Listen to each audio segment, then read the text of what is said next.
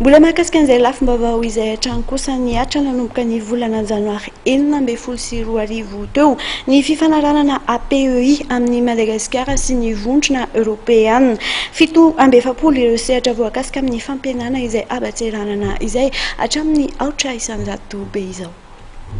Itobaka indray ny friperie Atsoaty foana ny aba na koa 4 isanjato ho an'ny fampidirana ny friperie eto an-toerana nanomboka ny volana janoary 2024.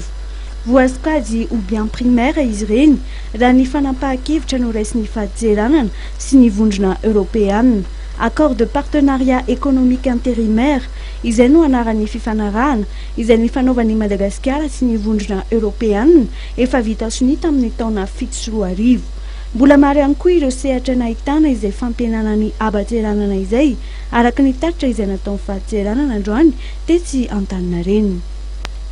Dia ny bien primaire efa lasa 0%, dia bien intermédiaire zany farafabetsany 8%, dia ny bien finaux 15%. Misy koa moa zany le bien d'exclusion ireo moa zany efa natokana mihitsiny dia ireo mijanona amin'ny taux normal zany izay miatra ho an'ny rehetrarehetra. Iena ihany koa ny vidin'ny menaka izay tombontsoa ny mpanjifa rehetra. Nahitana fiainana 10 isanjato be izao ny abatseranana amin'ity vokatra iray ity. Miisa 7 ireo sehatra voakasika amin'ny fampidinana ny abatseranana izay nifanarahana tamin'ny Organisation mondiale du commerce. Menaka zany zao lasa au lieu de 20% dia lasa 10% ny taux de droit de douane.